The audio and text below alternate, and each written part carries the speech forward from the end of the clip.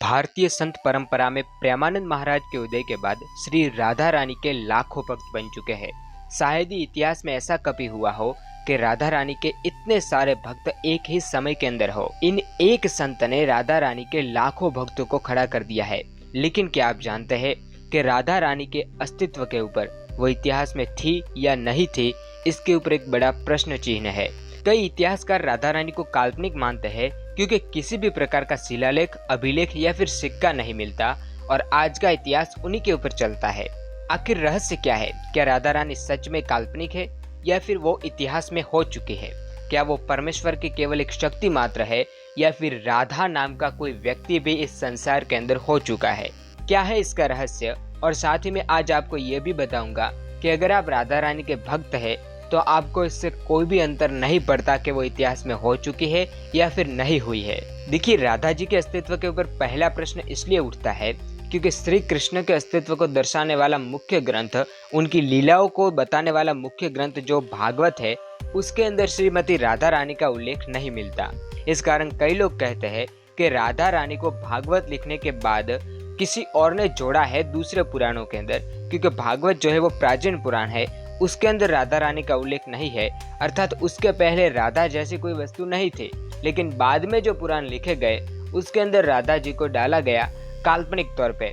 इसके अंदर कितनी सच्चाई है, ये जानने के लिए हमें राधा जी के कई अर्थ जानने होंगे। हम सर्वप्रथम देखते हैं कि राधा शब्द का आध्यात्मिक अर्थ क्या होता है। अगर आपने थोड़ा बहुत भारतीय दर्शनों का अभ्यास किया है तो आपको इतना जरूर पता होगा कि ये समग्र संसार धारा की तरह ईश्वर से संसार की तरफ बह रहा है। आप अपने चारों ओर ही देखिए, नदी की धारा भी पर्वत से लेकर समुद्र तक जाती है, यहाँ तक कि हवा की धारा भी एक ही तरफ होती है। उसी प्रकार कृष्ण से ये सारा संसार निकल रहा है। हम सब भी कृष्ण से विमुख होकर संसार की तरफ एक ही धारा के अंदर जा रहे हैं। अब ये धारा माने संसार की जो धारा है, उसे जब हम उल्टा करेंगे, हम कृष्ण से संसार की तरफ जाने की बजाय संसार से कृष्ण की तरफ जाएंगे, तब जाके हम राधा बनेंगे। धारा का उल्टा राधा। और इस संसार के अंदर प्रत्येक व्यक्ति जो संसार से विमुख होके धारा को उल्टी बहा रहा है, माने कृष्ण की तरफ जा रहा है, कृष्ण से संसार की तरफ नहीं, संसार से कृष्ण की तरफ जा रहा है, वो प्रत्येक व्यक्ति राधा है। तो इसी तरह जब भागवत इत्यादि के अंदर रास का उल्लेख आता है तो उसके अंदर प्रत्येक गोपियां जो है वो संसार से कृष्ण की तरफ जा रही है, माने हर एक गोपी राधा है।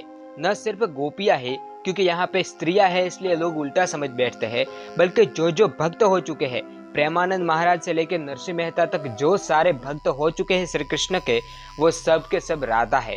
यदि आप श्री कृष्ण के भक्त है तो आप यदि संसार से कृष्ण की तरफ जा रहे हैं तो आप भी राधा है। ये हमने देखा कि भागवत के अंदर ये एक कारण हो सकता है आध्यात्मिक अर्थ का कि राधा केवल एक इतिहास मात्र नहीं, बल्कि प्रत्येक कृष्ण भक्त जो संसार से कृष्ण की तरफ जा रहा है वो राधा है। अब हम एक और कारण जानते हैं जिसके कारण भागवत के अंदर श्रीमती राधा रानी का उल्लेख नहीं मिलता। सबसे पहले हमें ये जानना होगा कि भागवत किस लिए कही गई थी। देखिए, जब राजा परीक्षित को ऋषि के द्वारा श्राप मिला कि तुम तक्षक नाग के काटने से 7 दिन के अंदर ही मर जाओगे, तब सुखदेव जी ने कोई ऐसा उपाय ढूंढने का प्रयास किया कि जिसके अंदर 7 ही दिन के अंदर उनका कल्याण हो जाए। अब सुखदेव जी ने जो है वो भागवत सुनाने का निर्णय लिया। भागवत को 7 दिन के अंदर पूरा करना था, तभी परीक्षित का कल्याण हो पाएगा। यदि बीच में रुका तो हो सकता है समय बीत जाए और परीक्षित जी को आत्मज्ञान प्राप्त न हो। अब ऐसा माना जाता है कि राधा नाम सुखदेव जी का इष्ट नाम था और ये नाम सुनते ही या फिर ये नाम अपनी जीभ से लेते ही वो बिल्कुल भाव विभोर होकर समाधि के अंदर चले जाते थे। और जब ऋषियों की समाधि लगती है तो वो कितने समय तक रहती है वो कोई कह नहीं सकता।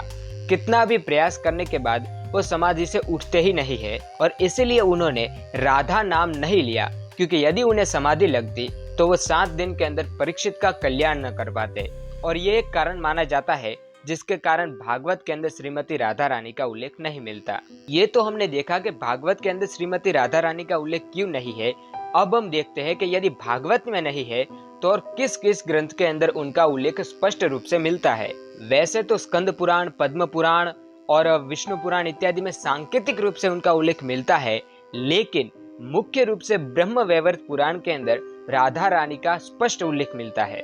इस पुराण के अंदर कहा गया है कि श्री कृष्ण के पार्श्व भाग से एक सुंदर स्त्री की उत्पत्ति हुई थी और वो ही श्रीमती राधा रानी थी। और इन्हीं की उत्पत्ति होने के बाद सारे संसार की उत्पत्ति हुई। माने श्रीमती राधा रानी से ही इस संसार की धारा कृष्ण से निकली, इसलिए उन्हें भगवान के आह्लादिनी शक्ति कहा जाता है। वो शक्ति जो कृष्ण से एक होकर रहती है। ब्रह्म वैवर्त में उल्लेख मिलता है कि श्रीमती राधा रानी की उत्पत्ति होने के बाद संसार के अंदर विविध जीवों की उत्पत्ति हुई। इसका अर्थ आप समझिए कि भगवान के अंदर से संसार की धारा सर्वप्रथम राधा निकलने के बाद ही ये सारा संसार उत्पन्न हुआ। तो अब आपको ये स्पष्ट हो जाना चाहिए कि श्रीमती राधा रानी इतिहास थी या नहीं थी, ये बाद का प्रश्न है। सर्वप्रथम तो वो इतिहास हो या न हो, आपकी भक्ति उनके ऊपर से डिगनी नहीं चाहिए। इसका एक कारण मैंने आपको बता भी दिया कि हर एक कृष्ण भक्त जो संसार से कृष्ण की तरफ जा रहा है वो राधा ही है। इसलिए आपको यह बिल्कुल भी विचार करने की आवश्यकता नहीं है कि यदि वो इतिहास के अंदर नहीं हुई थी तो मैं उनकी भक्ति कैसे करूं। क्या ईश्वर कभी इतिहास में हो चुके हैं? उनके अवतार की बात नहीं कर रहा हूं, मैं पूर्ण पुरुषोत्तम जो परम ब्रह्म है उनकी बात कर रहा हूं। क्या वो कभी इतिहास में हो चुके हैं? क्या वो कभी भविष्य में होंगे? नहीं। तो क्या हमें उनकी भक्ति नहीं करनी चाहिए? बिल्कुल करनी चाहिए। ईश्वर तो समय से परे है, वो कभी हो चुके हैं या कभी होंगे इसकी तो बात ही नहीं आती। इसलिए राधा रानी के अस्तित्व के ऊपर प्रश्न उठाने वाले विधर्मियों और नास्तिकों से दूर रहिए। वो जीवन में कभी कुछ प्राप्त नहीं कर सकेंगे। बिना खोखले तर्कों के और मस्तिष्क को सिर्फ घिसते रहेंगे, आखिरी में थक जाएंगे और जब वो 60-70 साल के हो गए तब उन्हें एहसास होगा कि उन्होंने जीवन में कुछ भी प्राप्त नहीं किया। यदि आप सच में कुछ जीवन के अंदर आध्यात्मिक रूप से प्राप्त करना चाहते हैं तो जिस तरह प्रेमानंद महाराज कह रहे हैं उसी दिशा में चलते रहिए, क्योंकि वो जिस रास्ते से चले हैं उसी रास्ते आपको चलाएंगे और वो रास्ता सीधा जाता है ईश्वर की तरफ। तो ज्यादा तर्क वितर्क करने की आवश्यकता नहीं है। आशा करता हूँ आपको सब कुछ समझ में आ चुका होगा। मिलते हैं अगले वीडियो में, तब तक जय श्री राम।